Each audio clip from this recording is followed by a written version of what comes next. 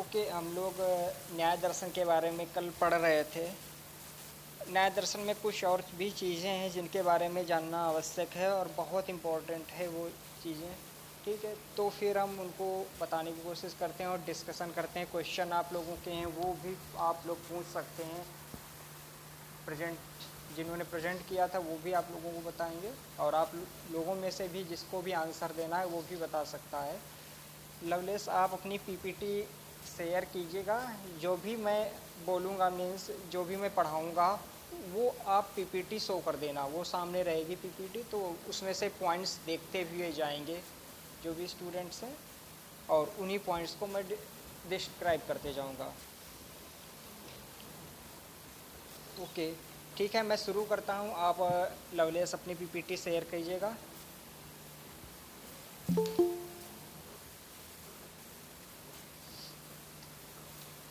हाँ, न्याय दर्शन पहले थोड़ा सा स्टार्ट कर देते हैं। न्याय दर्शन क्या होता है? न्याय दर्शन के सर पूनम की प्रेजेंट लगा दीजिएगा। ओके लेट ज्वाइन हुई। ओके, न्याय दर्शन के प्रवर्तक आप लोग जानते हो महर्षि गौतम हैं, और इनका पूरा नाम आप लोगों को ज्ञात है? महर्षि गौतम का पूरा नाम, इन नो सर। इनका पूरा नाम मेधातिथि गौतम है। मेधातिथि गौतम। और ये इनको अक्षपाद नाम से भी जाना जाता है ना? मतलब इनका महर्षि गौतम नाम से प्रसिद्ध हैं, और मेधातिथि नाम इनका पूरा नाम है, और अक्षपाद नाम से भी इनको जाना जाता है। और अक्षपाद नाम के कारण ही न्याय दर्शन का नाम क्या पड़ा है? एक न्याय दर्शन को एक और नाम से पुकारते हैं, अक्षपाद दर्शन के नाम से भी पुकारते हैं। ठीक है, तो अगर कहीं भी क्वेश्चन आपको आ जाए कि अक्षपाद दर्शन क्या कौन सा है, तो अक्षपाद दर्शन न्याय दर्शन ही है। न्याय का अर्थ आप लोग जानते हो, संस्कृत में कहा भी गया है, नियते अनेन इति न्यायः। नियते अनेन इति न्यायः, वह प्रक्रिया, मतलब इसका अर्थ होगा वह प्रक्रिया जिसके द्वारा मस्तिष्क किसी निष्कर्ष पर पहुंचता है, न्याय कहलाता है। मतलब जिसके द्वारा मस्तिष्क, न्याय मीन्स जहाँ पर हमें बिल्कुल सटीक उचित न्याय प्राप्त हो वही होता है। तो यहाँ पर कहते हैं कि जिसके द्वारा मस्तिष्क किसी निष्कर्ष पर पहुँचता है, न्याय कहलाता है। यह निष्कर्ष किसके आधार पर होगा? तर्कों के आधार पर प्राप्त होते हैं। ठीक है, न्याय दर्शन में मुख्यतः क्या होती है कि प्रमाणों की चर्चा अधिक होती है ना? इसलिए न्याय दर्शन को प्रमाण शास्त्र भी कहा गया है। ये भी एक आप लोगों का क्वेश्चन है कि प्रमाण शास्त्र किसे कहते हैं? तो प्रमाण शास्त्र आपका न्याय दर्शन को हम प्रमाण शास्त्र के नाम से भी जानते हैं। अब इसके बाद में देखते हैं न्याय दर्शन में और क्या क्या चीज़ें होती हैं। न्याय दर्शन में शुद्ध विचारों के नियमों तथा तत्व ज्ञान प्राप्त करने के उपायों का वर्णन किया जाता है। जो शुद्ध विचार हैं उनके नियम और तत्व ज्ञान प्राप्त करने के उपाय, इसका वर्णन किया गया है। न्याय दर्शन का अंतिम उद्देश्य क्या है? शुद्ध विचार अथवा तार्किक आलोचना करना नहीं, बल्कि मोक्ष की प्राप्ति। शुद्ध विचार और मोक्ष की प्राप्ति न्याय दर्शन का अंतिम उद्देश्य है। जीवन के दुखों का किस तरह से नाश हो, इसका उपाय निकालना ही न्याय दर्शन का मुख्य उद्देश्य है। वात्स्यायन, आप लोग सुना है होगा नाम, वात्स्यायन। उन्होंने कहा है, इसके बारे में कहा है कि प्रमाणों के द्वारा किसी विषय की परीक्षा करना ही न्याय है। मतलब प्रमाण के द्वारा कोई भी न्याय कैसे होते हैं? जब अदालत में, कोर्ट में जाते हैं तो वहाँ प्रमाण होते हैं, उस प्रमाण के द्वारा ही उचित न्याय किया जाता है, उन प्रमाणों के आधार पर ही न्याय किया जाता है। तो यहीं पर वात्स्यायन अपनी परिभाषा के माध्यम से कहते हैं कि प्रमाणों के द्वारा किसी विषय की परीक्षा करना ही न्याय है। न्याय दर्शन के कुछ ग्रंथ हैं, तो उन ग्रंथों के बारे में भी देख लेते हैं, काफ़ी इम्पोर्टेंट है। न्याय दर्शन का मूल ग्रंथ है न्याय सूत्र। ठीक है, और न्याय सूत्र के बाद भी बहुत सारे ग्रंथ लिखे गए हैं। उनमें से एक है न्याय भाष्य, जो वात्स्यायन की अभी बात कर रहे हैं। वात्स्यायन ने ही न्याय भाष्य लिखा है। और उद्योतकर उद्योतकर एक ग्रंथकार हैं, उन्होंने न्याय वार्तिक लिखा है। और वाचस्पति ने न्याय वार्तिक तात्पर्य टीका ग्रंथ लिखा है। उदयन ने न्याय वार्तिक तात्पर्य परिशुद्धि लिखा है। उदयन का है न्याय वार्तिक तात्पर्य परिशुद्धि, और जयंत का है न्याय मंजरी और कुसुमांजलि। सर, हाँ सर इसको यूट्यूब पे आप भेजेंगे ना सर? हाँ, यूट्यूब पर आएगा। ओके सर, क्योंकि सर इसमें सब इम्पोर्टेंट हम जल्दी जल्दी लिख रहे हैं, लिख नहीं पा ओके रहे हैं सर, ओके, दोबारा तब सुन लेंगे। ठीक है। Thank you sir. न्याय वार्तिक तात्पर्य टीका वाचस्पति की है। न्याय वार्तिक तात्पर्य परिशुद्धि उदयन की है। न्याय मंजरी जयंत की है। और कुसुमांजलि न्याय दर्शन की ये ग्रंथ है। कुसुमांजलि ये उदयन का है। ठीक है। प्राचीन समय का जो न्याय है उसे हम प्राचीन न्याय से पुकारते हैं। जो प्राचीन समय में जैसे ये अक्षपाद से वात्स्यायन उद्योतकर वाचस्पति ये सब इनके काल को हम प्राचीन न्याय के नाम से बुलाते हैं। और जो आधुनिक काल का न्याय है उसे हम नव्य न्याय कहते हैं। ये आप याद रखिएगा, दो पार्टों में है, प्राचीन न्याय और नव्य न्याय। नव्य न्याय का प्रारंभ किसने किया था? गंगेश उपाध्याय ने किया था। ठीक है। गंगेश उपाध्याय की जो इनका ग्रंथ है वो 13वीं शताब्दी में लिखा है। उनकी तत्व चिंतामणि ये इनका ग्रंथ है। इसके बाद में न्याय दर्शन को 4 भागों में वर्णित किया गया है। 4 भागों में इसको डिवाइड किया गया है।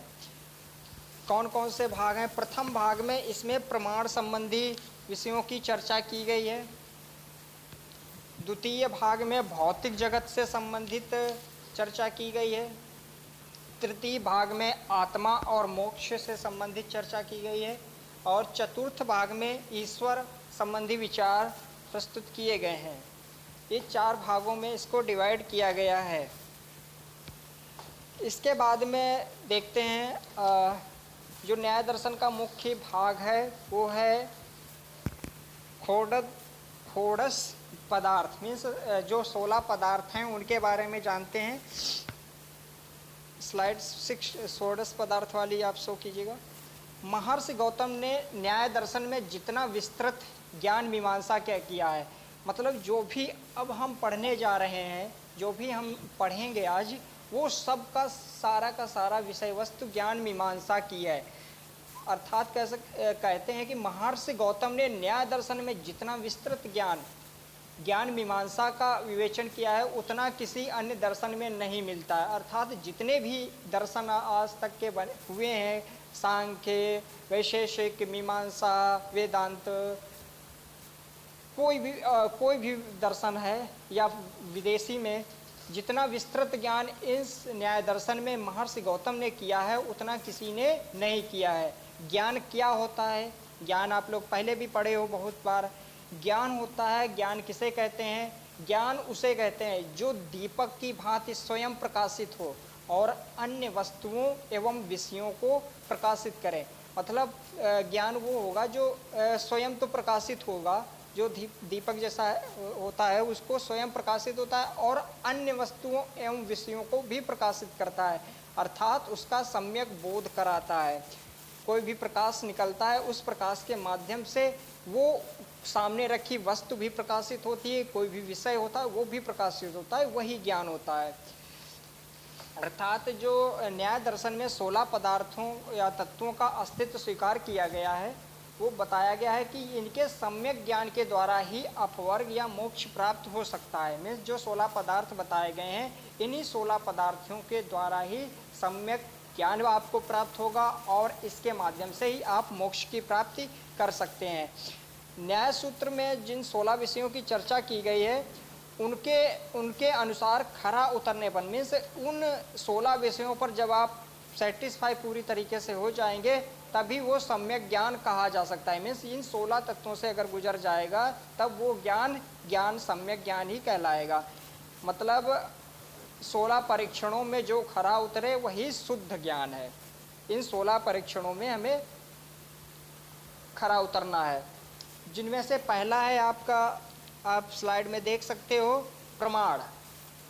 प्रमाण के बारे में अभी हम कुछ यहाँ पर बात करेंगे, पूरा करने के बाद में प्रमाण के बारे में विस्तृत रूप से फिर बात करते हैं। प्रमाण, प्रमाण किसे कहते हैं आप लोग जानते ही हो। प्रमाण जिस कारण या उपाय से यथार्थ ज्ञान की प्राप्ति की जाती है उसे प्रमाण कहते हैं। मतलब जिस कारण या जिस उपाय से हम यथार्थ ज्ञान की प्राप्ति कर लेते हैं वही प्रमाण होता है। इसके द्वारा यथार्थ ज्ञान ही उपलब्ध हो सकता है। मीन्स प्रमाण के माध्यम से यथार्थ ज्ञान ही उपलब्ध हो सकता है, ठीक है। अयथार्थ ज्ञान की उपलब्धता नहीं होती है प्रमाण के द्वारा। प्रमाण 4 प्रकार के होते हैं। कौन कौन से आप लोग जानते हो? प्रत्यक्ष होगा, दूसरा अनुमान होगा, तीसरा उपमान होगा और चौथा शब्द। मीन्स ये 4 प्रकार के प्रमाण हैं। इन 4 प्रकार के प्रमाणों की चर्चा अभी बाद में हम करते हैं। और जो दूसरा षोडश पदार्थों में बताया गया दूसरा है प्रमेय। प्रमेय के बारे में बता सकते हैं यहाँ पर, प्रमाण के द्वारा जो विषय जाने जाते हैं उन्हें प्रमेय कहते हैं। मतलब जो प्रमाण प्रस्तुत किए जाते हैं उनको उनके माध्यम से जो विषय हम ज्ञात करते हैं, जो विषय हम जानते हैं उन्हें प्रमेय कहते हैं। अर्थात जो पदार्थ यथार्थ ज्ञान प्राप्त करने के योग्य हैं वे प्रमेय हैं। मतलब जो पदार्थ होते हैं यथार्थ ज्ञान, जिनका हम यथार्थ ज्ञान प्राप्त कर सकते हैं वही प्रमेय कहलाते हैं। गौतम ने कुछ प्रमेयों का उल्लेख किया है। वो प्रमेय हैं, गौतम ने 12 कुछ प्रमेय के बारे में बताया है, जिनमें से पहली है आत्मा, दूसरा शरीर, तीसरा 5 ज्ञानेंद्रियां, चौथा इंद्रियों के विषय। इंद्रियों के विषय कौन कौन से होंगे? गंध, रूप, रस, स्पर्श एवं शब्द। पांचवा बुद्धि, छठा मन, सातवां प्रवृत्ति, आठवां दोष, नवां प्रेत्य भाव या पुनर्जन्म अर्थात अच्छे और बुरे कर्म। प्रेत्य भाव को पुनर्जन्म भी कहेंगे, अच्छे या बुरे कर्म। फल, फल जो पूर्व के कर्मों से पैदा होते हैं, ठीक है। और 11वां है दुख और 12वां है अपवर्ग अर्थात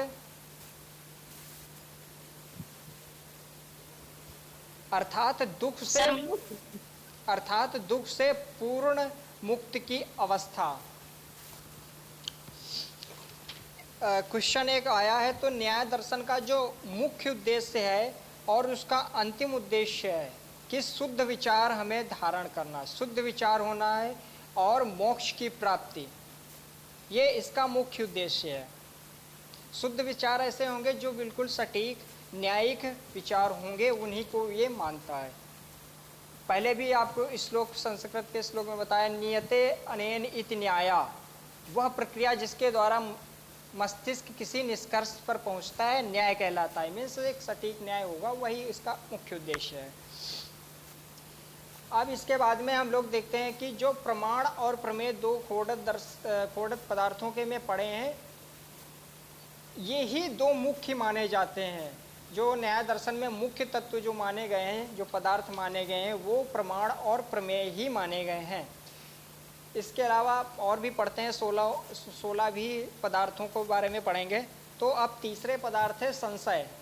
संशय क्या होता है आप लोग महसूस किए होंगे रियल लाइफ में। संशय ना ही निश्चित ज्ञान है और ना ही ज्ञान का पूरी तरह से अभाव ही है, ना ही यह भ्रम है। संशय क्या होगा? यह ज्ञान की एक अवस्था है जिसमें किसी एक विषय के संबंध में दो विरुद्ध विचार उठते हैं। जैसे कोई भी ज्ञान होता है या कुछ भी, आप जैसे कहीं भी आप 6 लिखकर 6 लिखकर या कोई भी अंक लिखें या कुछ भी आप देखें, उसके विषय में 2 विचार उठते हैं, तो यहाँ पर एक संशय पैदा होता है। मन की वह अवस्था जिसमें मन के सामने 2 या अधिक विकल्प उपस्थित होते हैं। मतलब हमारे सामने कोई ऐसी वस्तु आ गई, जैसे रस्सी पड़ी है, तो रस्सी को हम सांप समझ लें या रस्सी समझ लें या हम किसी पाइप समझ लें, मतलब हम उसके कई विचार कर सकते हैं, कई उसके मन में विचार उत्पन्न होंगे, वही ये संशय होता है।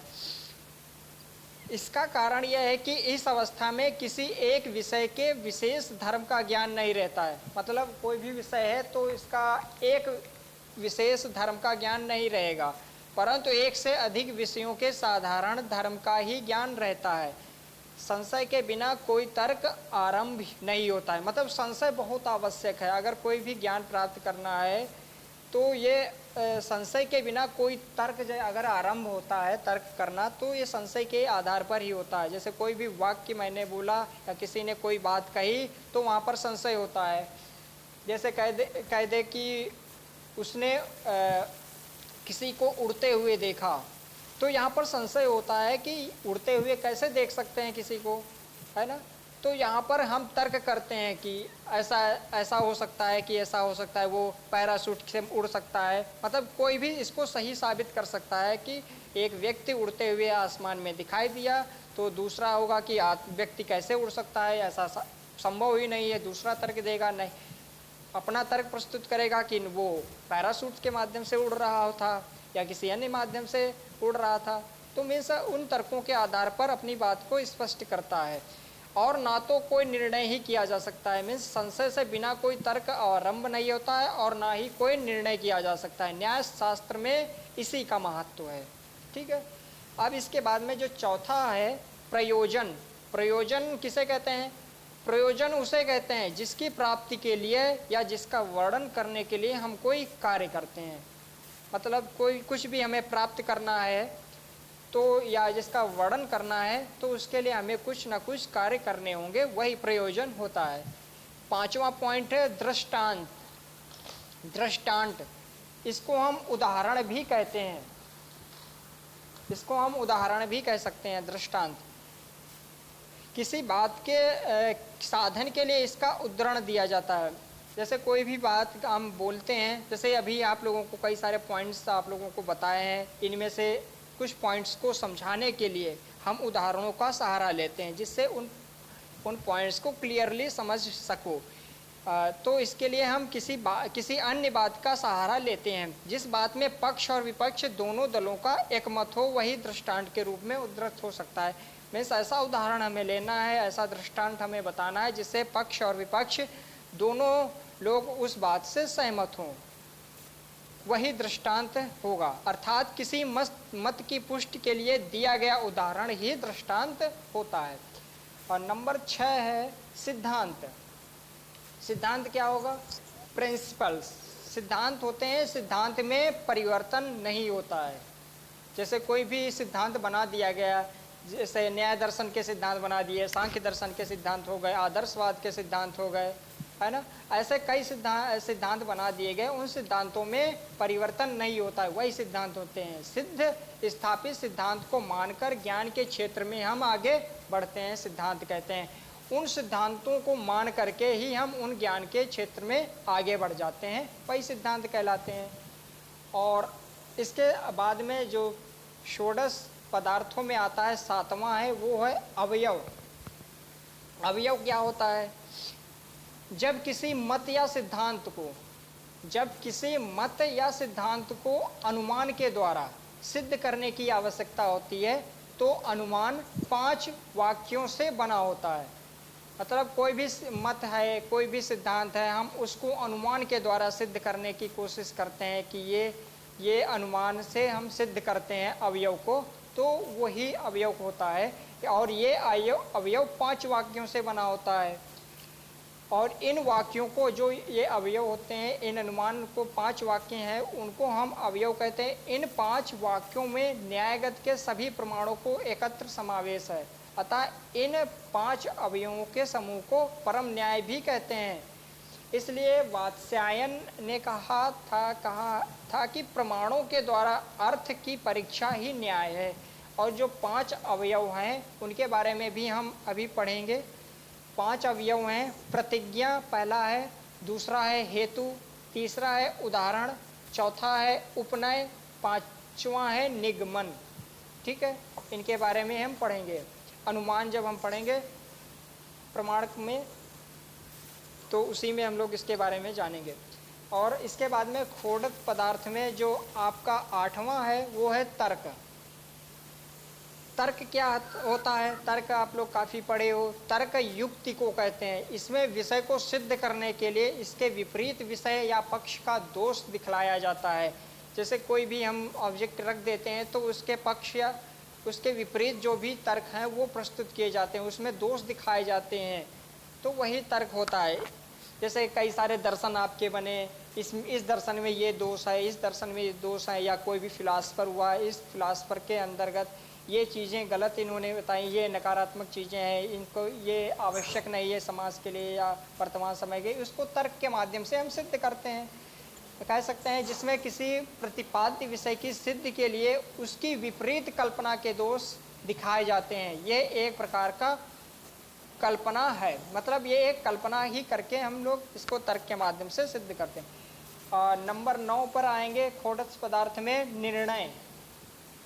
निर्णय क्या होता है? निर्णय तो आप लोग काफ़ी जानते हो।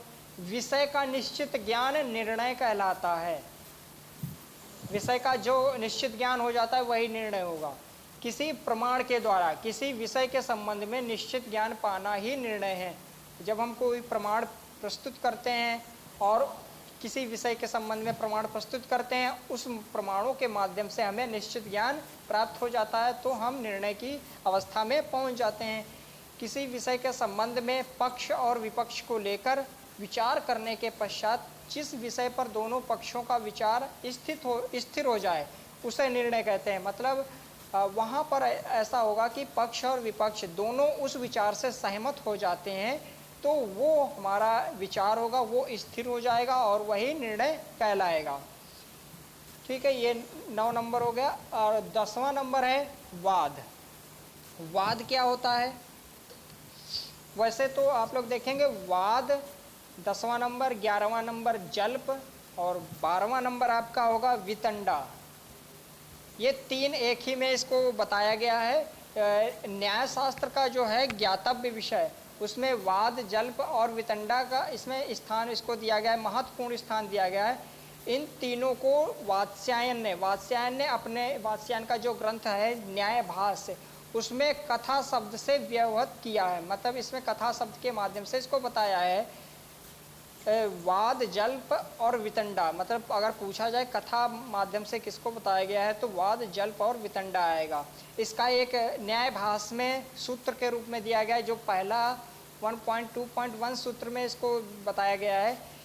कथा भवन्ति वादो जल्पो वितंडा चेति।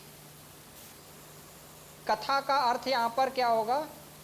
किसी विषय पर विद्वानों का वह पारस्परिक विचार जो वाद, जल्प और वितंडा के रूप में उपलब्ध होता है। ठीक है, ये कथा कहलाएगा। तो नंबर 10 पर देखते हैं वाद। वाद क्या होता है? वाद में प्रमाणों और तर्क की सहायता से अपने पक्ष का समर्थन किया जाता है।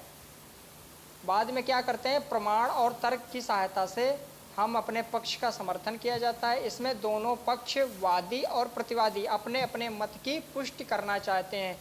जैसे वाद विवाद प्रतियोगिता होती है तो इसमें हर एक पक्ष अपने अपने पक्ष प्रस्तुत करेगा, प्रमाण प्रस्तुत करेगा, तर्क प्रस्तुत करेगा और अपने आप की वो ज्ञान है उसको सत्य सिद्ध करने की कोशिश करेंगे। वाद उस विशद विचार को कहते हैं जिसमें सर्व प्रमाणों और तर्क की सहायता से तथा 5 अवयवों के द्वारा विपक्ष का खंडन करके स्वपक्ष समर्थन किया जाता है। मतलब प्रमाणों के आधार पर, तर्क के आधार पर, और जो 5 अवयव हैं, 5 अवयव हम अभी बताए हैं आप लोगों को, प्रतिज्ञा, हेतु, उदाहरण, उपनय, निगमन, इनके माध्यम से विपक्ष का खंडन किया जाता है। उसके बाद में अपने स्वपक्ष का समर्थन किया जाता है। और जहां अंतिम निर्णय किसी स्वीकृत सिद्धांत के विरुद्ध नहीं होता है, मतलब वो पक्ष हो जाएगा, ऐसा समर्थन हो जाएगा जो मतलब कोई भी उसका फिर विरोध नहीं करता है, विरोध उसके विरुद्ध नहीं होता है। इसमें हार जीत का विचार नहीं रहता है। मतलब वाद विवाद इसमें ऐसा आएगा कि इसमें हार जीत का विचार नहीं होता है। जैसे गुरु शिष्य के बीच में शास्त्र के संबंध में कोई विचार हो, मतलब इसमें वाद में ऐसा आएगा कि हार जीत का कोई निर्णय नहीं होगा, बस इसमें सत्य की कसौटी पर खरा उतरना होगा। जैसे गुरु शिष्य कोई भी किसी भी टॉपिक पर वाद विवाद करते हैं, या शिष्य में ही, या जैसे कई बार कंपटीशन एक्टिविटीज़ रख देते हैं क्लास में कि एक टॉपिक दे दिया गया, इस टॉपिक पर आप लोगों को वाद विवाद प्रतियोगिता करनी है, तो अपने अपना पक्ष रखते हैं और अपने पक्षों के माध्यम से इसमें हम एक निर्णय पर पहुंचते हैं। और अब नंबर 11 पर जाएंगे, जल्प। कहीं कहीं पर आपको कल्प भी लिखा हुआ दिखाई देगा, वैसे जल्प है, आप इसको देख सकते हैं कि न्याय भाष में इसको जल्प के माध्यम से इसको इंगित किया गया है, तो जल्प ही होगा। जब वाद में वादी और प्रतिवादी, जैसे ऊपर वाले में इसमें जब वाद वाले में जाएंगे तो वहाँ पर क्या होगा, वादी और प्रतिवादी दोनों का लक्ष्य यथार्थ ज्ञान प्राप्त करना नहीं होता है, वरन विजय प्राप्त करना लक्ष्य हो जाता है। मतलब अगर जहाँ पर वाद में आएंगे वहाँ पर हार जीत नहीं होती है, ठीक है। और जब जल्प में जाएंगे तो यहाँ पर जो यथार्थ ज्ञान प्राप्त करना होता है, वरन इसमें मतलब हमें यथार्थ ज्ञान मिले या ना मिले उसकी आवश्यकता नहीं है, हमें केवल विजय प्राप्त करनी है, एकमात्र लक्ष्य विजय प्राप्त करना है। और इस स्थिति को हम जल्प कहते हैं। आया समझ में जल्प? ठीक है। अगर इसमें से जो भी पॉइंट्स मैं बता रहा हूँ ना समझ में आए तो आप बता दीजिएगा, फिर से रिपीट मैं कर दूंगा। नंबर 12 पे जाएंगे, वितंडा। वितंडा क्या होता है? वितंडा में वादी प्रतिवादी के मत का चाहे जैसे खंडन करना चाहते हैं और जीतना चाहते हैं। इसमें क्या होगा कि वाद विवाद जो होगी, वाद विवादी जो होंगे उनके मत में चाहे जैसे खंडन कर चाहे, मतलब गलत हो या सही हो, किसी भी प्रकार से वो अपने मत, वो दूसरे के मत का खंडन करना चाहते हैं और उनका केवल एकमात्र लक्ष्य होता है जीतना, चाहे वो ज्ञान यथार्थ हो या गलत ही न्याय ज्ञान हो, उसमें केवल उनका लक्ष्य जीतना ही होता है। अब इसके बाद में हम लोग देखेंगे 13वां है हेत्वाभास, जो काफ़ी जल्प, हाँ जल्प के ओके, जल्प को हम फिर से देखते हैं। जैसे वाद में हमने पढ़ा था कि वाद में हार जीत पर विचार नहीं होता है, जैसे गुरु शिष्य में या कोई विद्यार्थियों के बीच में हम लोग कोई प्रतियोगिता करते हैं तो उसमें हार जीत नहीं होती है, केवल विचारों को देखा जाता है। जल्प में ऐसा होता है कि इसमें यथार्थ ज्ञान प्राप्त करना नहीं होता है, वरन विजय प्राप्त करना लक्ष्य होता है। यही स्थिति को हम जल्प कहते हैं। और वितंडा में होता है कि मत का चाहे जैसा खंडन करना चाहता है और जीतना चाहता है, मतलब वादी होगा प्रतिवादी होगा, वो मत का खंडन करेगा, इसमें ज्ञान की कोई प्राप्ति करना नहीं चाहेगा, ठीक है। हेत्वाभास में जाएंगे तो हेत्वाभास क्या होता है? हेत्वाभास होता है अनुमान। अनुमान जब हम लोग पढ़ेंगे तो वहाँ पर इसके बारे में यही बताया गया है। अनुमान में प्रतिज्ञा की सिद्धि हेतु के द्वारा की जाती है, मतलब जो प्रतिज्ञा की सिद्धि हेतु उसके द्वारा इसमें अनुमान में की जाती है, जब अनुमान का हेतु सत्य ना होकर केवल आभास अथवा मिथ्या होता है तो उस अनुमान उस हेतु दोषग्रस्त हो जाता है। जो अनुमान हम लोग करते हैं फिर वो दोष, उसमें दोष हो जाता है, अनुमान में इस दोष को हेत्वाभास कहते हैं। अब कैसे ये आएगा इसको देखते हैं। हेत्वाभास का अर्थ होता है हेतु का आभास, अर्थात हेतु का आभास।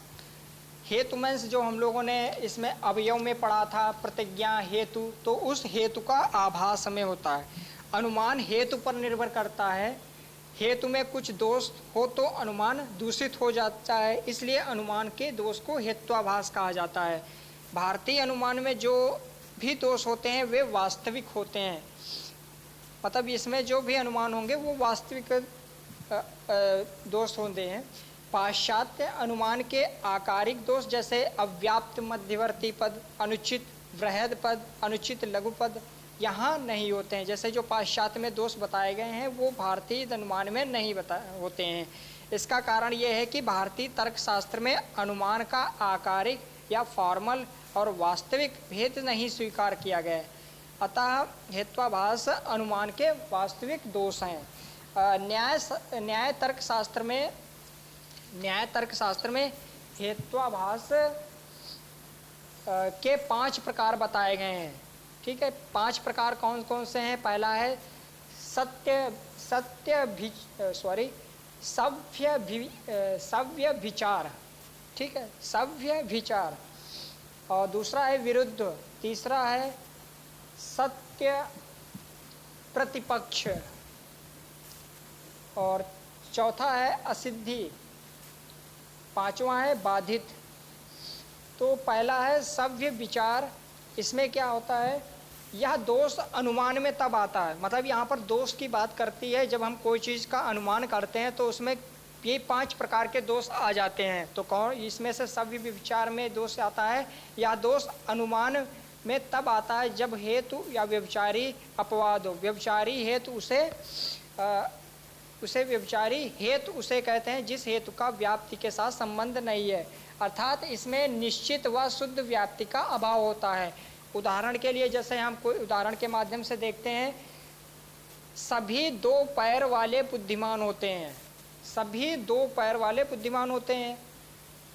तो दूसरा इसका वाक्य होगा, हमने ये अनुमान लगा लिया कि सभी 2 पैर वाले बुद्धिमान होते हैं।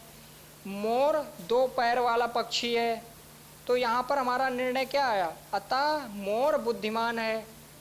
तो ये एक प्रकार का दोष हो गया, सत्य व्यभिचार यह दोष होगा। मतलब यहाँ पर हमें जो निर्णय हमने अनुमान लगाया था कि सभी 2 पैर वाले बुद्धिमान होते हैं, तो यहाँ पर मोर आ गया, तो मोर वह बुद्धिमान नहीं होता है। तो ये एक प्रकार का दोष हो जाएगा अनुमान के माध्यम से। और दूसरा जो होगा पॉइंट हेत्वाभास में विरुद्ध।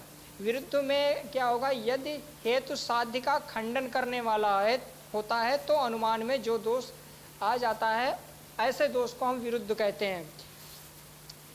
विरुद्ध में जैसे इसका उदाहरण देखते हैं, जो उत्पन्न होते हैं वे नित्य होते हैं। मतलब यहाँ पर हमने अनुमान लगा लिया कि जो उत्पन्न होते हैं वे नित्य होते हैं।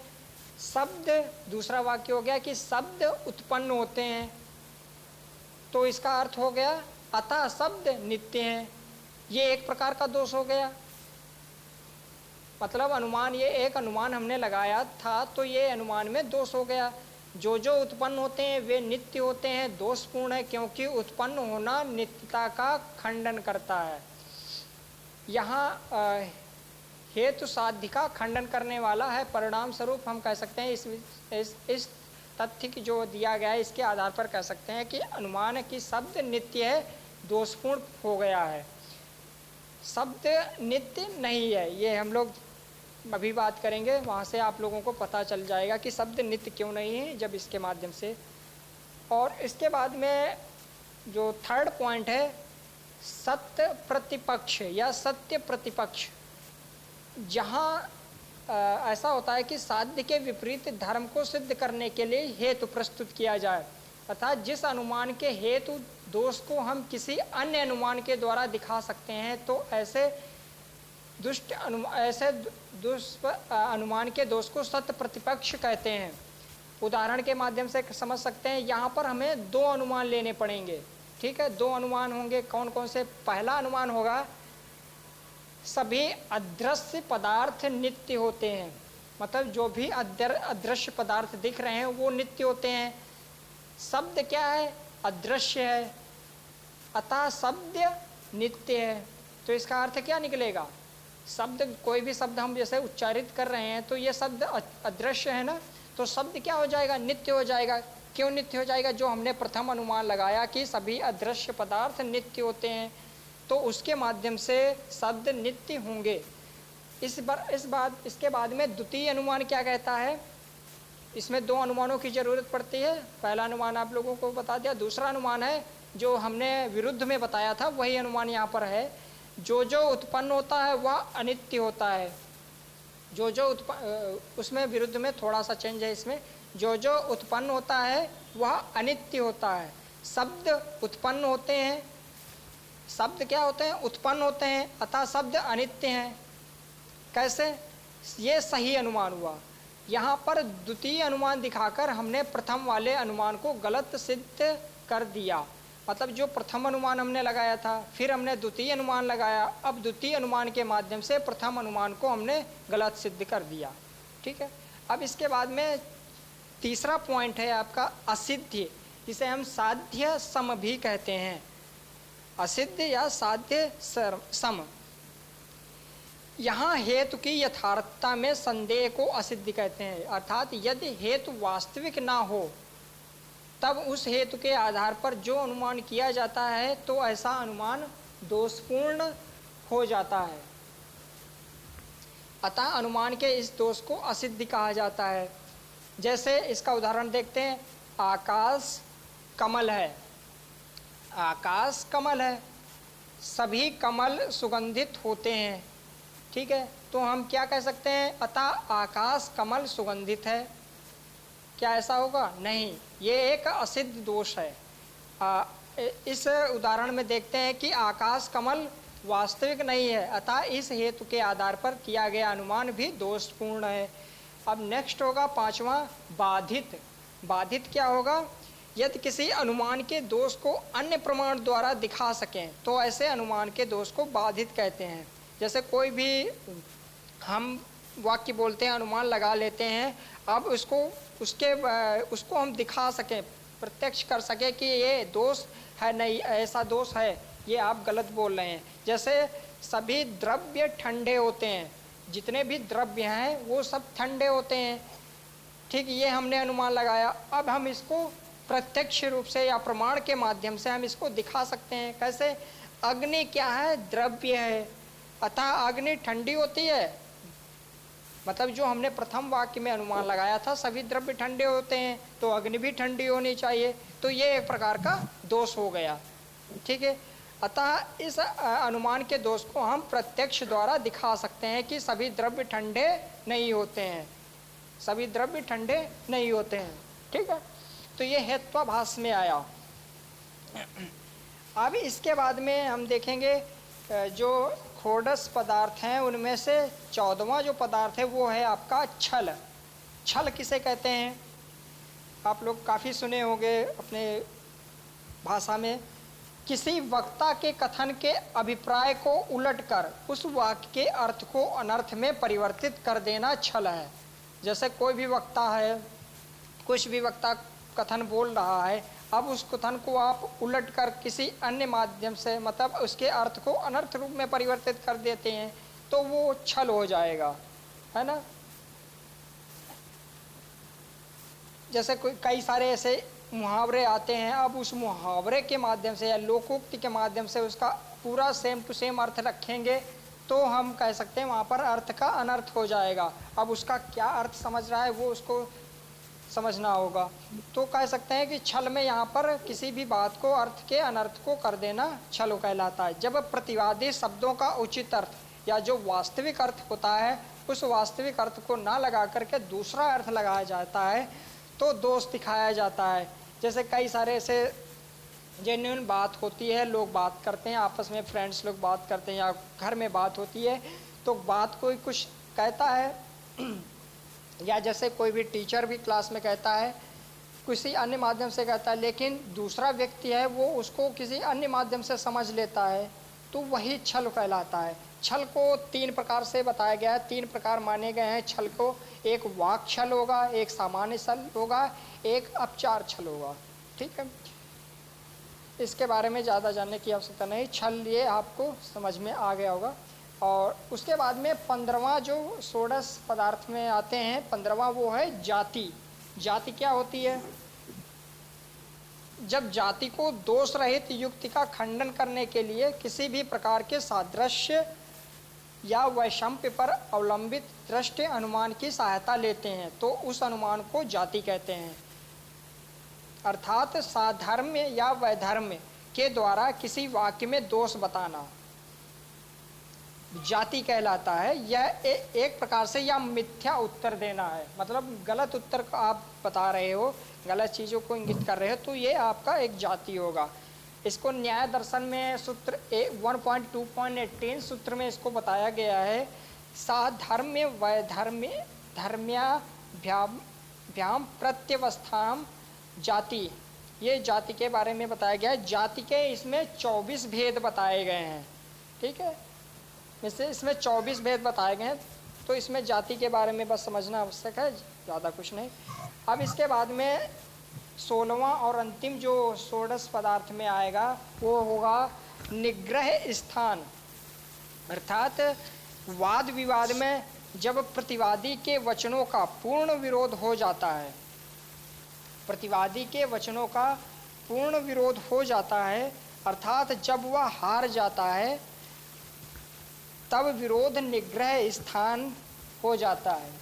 मतलब तब क्या होगा, जब वाद विवाद प्रतिवादी होती है तो वे वचनों का पूर्ण विरोध हो जाता है। कोई भी वचन होता है, कुछ भी बात पक्ष रखे हो गए, अगर उसका पूर्ण विरोध हो जाएगा तब वह अर्थात वो हार जाता है, तब विरोध निग्रह स्थान हो जाता है।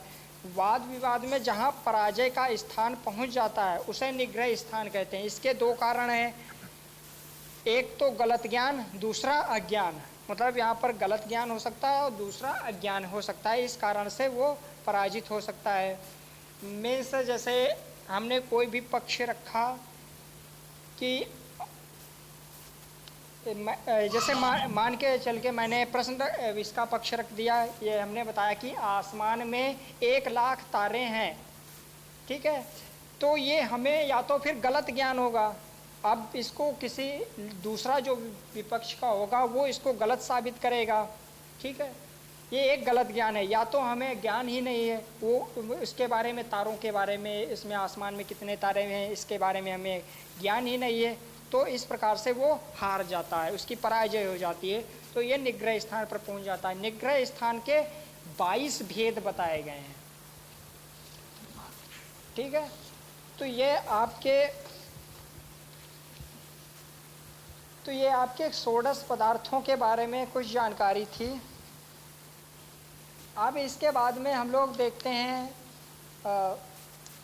ज्ञान के अंदर कुछ और भी चीज़ें आती हैं। इसमें ज्ञान को यहाँ पर 2 भागों में बांटा गया है।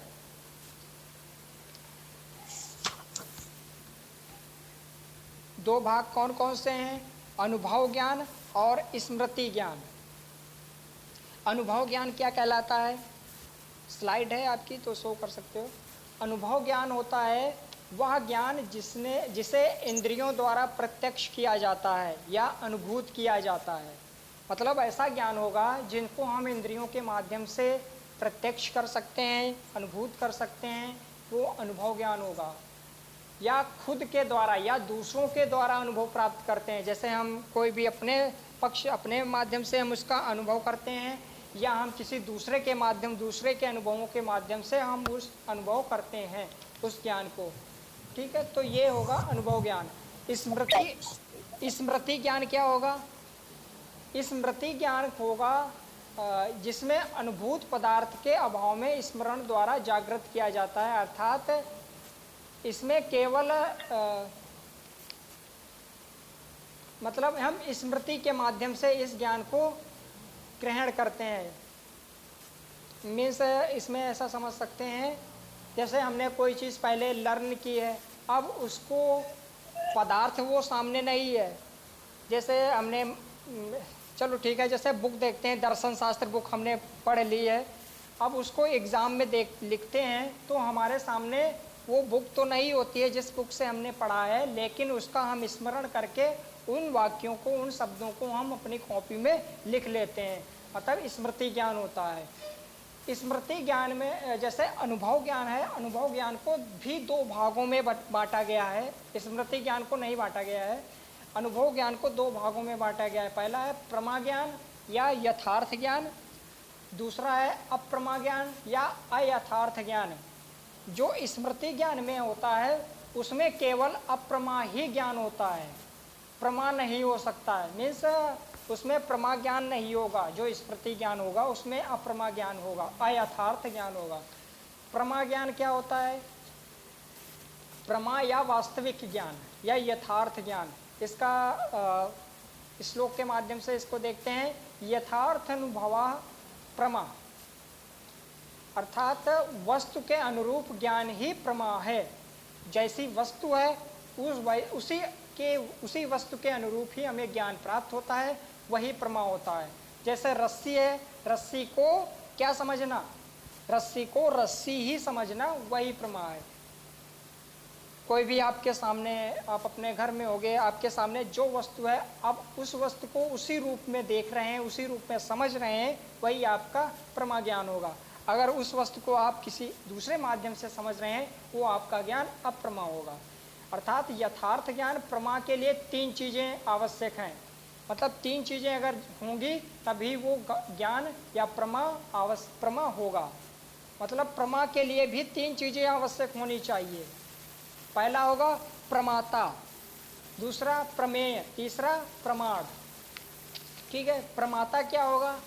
प्रमाता होगा ज्ञान लेने वाला, अर्थात ज्ञान लेने वाला। प्रमाता वह होता है जो ज्ञान प्राप्त करता है। ज्ञान कौन प्राप्त करता है? ज्ञाता, कोई भी ज्ञाता होगा वो ज्ञान प्राप्त करता है। और ज्ञाता कौन है? आत्मा, है ना। तो उदाहरण स्वरूप जैसे हम देख सकते हैं कि ज्ञाता क्लासरूम है, क्लासरूम में स्टूडेंट हैं, वो क्या होंगे? आपके ज्ञाता होंगे। ठीक है, और स्टूडेंट जो ज्ञान प्राप्त, स्टूडेंट ज्ञाता है या आत्मा कह सकते हैं, वही होंगे प्रमाता। ठीक है, प्रज्ञा के अंतर्गत हम कह सकते हैं सर्वप्रथम हमें प्रमाता चाहिए ही चाहिए। मतलब सबसे पहले आवश्यकता जिसकी होगी उसकी होगी प्रमाता की, मतलब जो ज्ञान लेने वाला होगा। आप लोग ज्ञान ले रहे हो तभी मतलब अगर आप ज्ञान नहीं लेते तो मेरी या किसी अन्य टीचर की आवश्यकता नहीं होती। यहाँ पर स्टूडेंट्स हैं तो प्रमाता है, तभी प्रमेय की आवश्यकता, तभी इसमें कोई ध्यान देने वाला होगा। तो नंबर 2 पर जाएंगे, प्रमाता पहला होगा। नंबर 2 होगा प्रमेय, ज्ञान का विषय, ज्ञेय वस्तु चाहिए, जिसके हमें ज्ञान लेना है वह वस्तु चाहिए। मतलब जिससे हमें ज्ञान लेना है वो वस्तु हमें चाहिए। ठीक है, तो वो प्रमेय होगा। नंबर 3 होगा प्रमाण।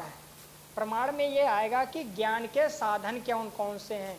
जैसे आपके सामने ज्ञेय वस्तु हो तो उसका ज्ञान कैसे आप प्राप्त करोगे, तो उसके लिए कोई ना कोई साधन चाहिए ज्ञान प्राप्ति के लिए। प्रमाण में ये आएगा ज्ञान। जैसे आपके पास में प्रमाता मीन्स ज्ञाता हो गया, प्रमेय मीन्स विषय हो गया। ठीक है, अब प्रमाण चाहिए, साधन चाहिए। अब वो ज्ञान कैसे माध्यम से होगा? इसको टीचर पढ़ाएगा और उसको कई सारी विधियों से पढ़ाएगा, मोबाइल से, ऑनलाइन क्लास से, या बोर्ड के माध्यम से, प्रोजेक्टर के माध्यम से। ऐसे कई सारे आपके प्रमाण या साधन चाहिए ज्ञान प्राप्ति के लिए। जो ज्ञान प्राप्ति का साधन है उसे प्रमाण कहते हैं। अगर जैसे आपको ज्ञान प्राप्त करना है तो इन तीनों चीज़ों का उपस्थित रहना आवश्यक है। तीनों मतलब प्रमाता, प्रमेय और प्रमाण का रहना, उपस्थित रहना जरूरी है। अगर इनमें से एक भी प्रमाण नहीं होगा तो हम उपस्थित नहीं होगा, मतलब इनमें से कोई भी वस्तु उपस्थित नहीं होगी तो आपको प्रमा प्राप्त नहीं होगा, अर्थात प्रमा ज्ञान आपको प्राप्त नहीं होगा। मान लेते हैं जैसे ज्ञाता और ज्ञेय है पर प्रमाण नहीं है, मतलब आपके पास में ज्ञेय वस्तु है जिससे हमें ज्ञान लेना है वो भी है। आई थिंक ऐसा समझ सकते हैं, जैसे आप लोग तो अभी पढ़ चुके हो तो आप लोग जैसा समझ रहे होंगे कि मेरे पास बुक है, हम ज्ञाता हैं, हम पढ़ लेंगे, हम अपने आप से पढ़ लेंगे, हमें प्रमाण की आवश्यकता नहीं होती। आप ऐसा समझिए जैसे एक छोटा बच्चा है 2 साल का, 3 साल का, उसको पहला ज्ञान लेना है, उसके सामने कोई बुक रख दी जाती है, मतलब उसके सामने विषय भी है, ज्ञाता है, मतलब प्रमाता है आ गया, प्रमाता वो ज्ञान उसको अर्जित करना चाहता है, लेकिन अब उस बुक में क्या लिखा है ये कोई नहीं जानता। वो बच्चा नहीं जानता कि इस बुक में क्या लिखा है, वो उस ज्ञान को नहीं ग्रहण कर पाएगा। अब उसके लिए साधन चाहिए, साधन के लिए उसको कोई बताने वाला चाहिए, उसको अन्य माध्यमों से सिखाने वाला चाहिए। जैसे ए फॉर एप्पल बता दिया गया, सिखा दिया गया, अब एप्पल को तो सिखा दिया गया, टीचर ने सिखा दिया, ठीक है। अब एप्पल होता कैसे है उसके लिए भी साधन चाहिए, तो उसके लिए एप्पल, एक ओरिजिनल एप्पल चाहिए। अब बच्चे को ये दिखाए कि एप्पल इस प्रकार से होता है। जैसे एक और उदाहरण लेते हैं, जैसे पेड़ हो गया प्रमेय, पेड़ लेते हैं, जैसे हमारे सामने बहुत सारे पेड़ हैं तो एक पेड़ हो गया प्रमेय। प्रमाता हो गया कौन होगा? प्रमाता कौन होगा? मैं, मतलब मैं उन पेड़ों को देख रहा हूँ। और प्रमाण हो रहा है, प्रमाण क्या होगा? प्रत्यक्ष देख रहा हूँ। उन मतलब प्रत्यक्ष किस में माध्यम से? साधन इसमें बहुत सी चीज़ें आएंगी, इंद्रियां भी आएंगी। हम इंद्रियों के माध्यम से देख रहे हैं, प्रत्यक्ष देख रहे हैं, मतलब आँखों से देख रहे हैं। तो वो प्रमाण हमारा क्या हुआ? आँख हुई। ठीक है, आ गया समझ में ना प्रमाण और प्रमा के अंतर्गत। और प्रमाण आपको पता है, आप लोग जानते हो, 4 प्रकार के हैं: प्रत्यक्ष, अनुमान, उपमान, शब्द। प्रत्यक्ष को प्रत्यक्ष ही कहते हैं, अनुमान को अनुमिति कहते हैं, उपमान को उपमिति कहते हैं, शब्द को शब्द ही कहते हैं। ठीक है, अब इसके बाद में हम लोग देखेंगे कि प्रमा के बारे में हम लोग पढ़ चुके हैं कि जैसी वस्तु होती है उसी वस्तु को वैसे ही रूप में देखना प्रमा ज्ञान होगा। अब नंबर 2 पे जाएंगे, अप्रमा ज्ञान। अप्रमा ज्ञान क्या होता है? अयथार्थ ज्ञान, अर्थात वस्तु के विपरीत ज्ञान प्राप्त कर लेना। वस्तु है, कोई भी वस्तु रख दी गई है, तो उस वस्तु को हम विपरीत ज्ञान प्राप्त कर लेते हैं, अर्थात अवास्तविक ज्ञान प्राप्त करना, ये होता है अप्रमा। अवास्तविक ज्ञान मतलब कह सकते हैं कि रस्सी को हम सांप समझ लें। ठीक है, तो ये क्या होगा? अप्रमा ज्ञान होगा। जैसे कोई व्यक्ति बीमार होता है, जिसके पीलिया जैसी बीमारी होती है, तो उस व्यक्ति को बहुत सी चीज़ें क्या होंगी? सफ़ेद या श्वेत दिखेंगी, है ना, मतलब उसको किसी अन्य प्रकार से दिखाई देना, तो वो क्या कहलाता है? अप्रमा कहलाता है। जैसे खेत में हम लोग जाते हैं, जो जिन्होंने खेत में काम किया होगा, वर्क किया होगा, गेहूं की फसल होती, गेहूं की फसल में कई सारे रोग जैसे होते हैं, जई होता है ना, उसमें आप लोग जानते होंगे गेहूं में। तो वहाँ पर क्या होता है? हम लोग वहाँ पर अनुमान नहीं लगा पाते, मतलब हमारे पास अप्रमा होता है। हम कभी गेहूं को जई समझ लेते हैं तो उसको नहीं निकालते हैं, या हम जई को गेहूं समझ लेते हैं, मतलब हम एक दूसरे के विरुद्ध हो जाते हैं, मतलब उसके हमें विपरीत ज्ञान ही होता है, गेहूं को जई समझ लेना या जई को गेहूं समझ लेना। ठीक है, तो ये होता है हमारा अप्रमा ज्ञान। और अप्रमा ज्ञान ये होता है 3 प्रकार से होता है, जिसमें पहला है संशय, दूसरा होगा विपर्णय या भ्रम, और तीसरा होगा तर्क। संशय क्या होता है? संशय पहले भी हमने बताया है कि 2 या 2 से अधिक कोटियों के बीच उलझ जाना। ठीक है, जैसे कोई भी वस्तु है, उसके बीच में हम उलझ जाते हैं कि ये वस्तु ये होगी या ये होगी या ये होगी। जैसे आपके सामने बहुत दूर में कोई एक आदमी खड़ा है, तो आदमी को हम खंभा भी मान सकते हैं, हमें संशय है कि ये खंभा भी हो सकता है, ये पेड़ भी हो सकता है, या कोई लकड़ी भी खड़ी हो सकती है। ठीक है, मतलब किसी अन्य माध्यम से हम इस पर संशय होती है, दुविधा होती है कि हम कह सकते हैं किसी वस्तु को हम सही निर्णय पर नहीं पहुंच सकते हैं, अनिश्चित ज्ञान होता है, हम किसी भी ज्ञान को तय नहीं कर पाते हैं कि ये ऐसा ही होगा, मतलब किसी भी निष्कर्ष पर ना पहुंच पाना, ये संशय होता है। जैसे स्टार्ट में हम लोग इंटर के बाद में या अभी हम लोग करते हैं जॉब, जैसे एमएड कर रहे हैं, तो हम यही सोचते हैं कि एमएड कंप्लीट करें, किसी भी संशय में रहते हैं, दुविधा में रहते हैं, उलझे रहते हैं, एमएड करें या किसी भी वैकेंसी की टीजीटी की प्रिपरेशन करें या पीजीटी की करें या जीआईसी की करें या नेट की प्रिपरेशन करें या पीएचडी के लिए करें या जेआरएफ के लिए करें, तो हमारे सामने बहुत सारे ऐसे संशय पैदा हो जा रहे हैं। ठीक है, और किसी भी निष्कर्ष पर हम नहीं पहुंच पा रहे हैं, तो ये अप्रमा ज्ञान हो जाएगा, कि संशय ज्ञान, अप्रमा में संशय ज्ञान होगा। नंबर 2 पर आएगा भ्रम या विपर्णय। भ्रम क्या होगा? अयथार्थ प्रत्यक्ष, अर्थात रस्सी को सांप के रूप में देखना, चीज कुछ है समझना कुछ, ये भ्रम होगा। और नंबर 3 पे जाएंगे तर्क। तर्क को हम लोगों ने बहुत बार पढ़ा है, तत्वमीमांसा जब पढ़ रहे थे उसमें जो ज्ञान, सॉरी तत्वमीमांसा नहीं, जो हम लोग पोस्टिविज्म ये सारी चीज़ें, बर्कले, ह्यूम, इन सब के बारे में पढ़ रहे हैं, तो वहाँ पर भी तर्क के माध्यम से हम लोगों ने पढ़ा था, अर्थात परोक्ष रूप से किसी बात को सिद्ध करना, मतलब सामने है, परोक्ष रूप से है, उस बात को हमें सिद्ध करना हो तो वो होगा तर्क होगा, या अनुमान द्वारा हम उसको सिद्ध करते हैं। जैसे जैसे कैसे सिद्ध कर सकते हैं? कहीं धुआं उठ रहा है तो उस धुएं को देख करके हम सिद्ध करते हैं तर्क के माध्यम से कि कहीं आग लगी हुई है, आग जल रही है। अब हम जैसे यहाँ पर हैं और आग 1 किलोमीटर दूर जल रही है, या हम जैसे देखते हैं कि गेहूं की फसल होती है तो उस फसल को काटने के बाद में जो बचता है उसको जलाते हैं, तो हम घर से भी अनुभव कर सकते हैं कि वहाँ पर खेत में वो घास फूस जलाई गई होगी। मतलब हमने उस आग को देखा भी नहीं है, प्रत्यक्ष भी नहीं किया है, हम अनुमान के द्वारा या तर्क के द्वारा हम उसको कर सकते हैं कि ये आग लगी हुई है। अर्थात ये क्या होगा, हमारा अप्रमा ज्ञान होगा। ठीक है। और अप्रमा ज्ञान में ये भी देख सकते हैं कि जैसे सीप है, सीप को हम चांदी के रूप में देख सकते हैं। ऐसे ऐसे बहुत से पॉइंट्स हैं, वहाँ पर हम इसको समझ सकते हैं। ओके।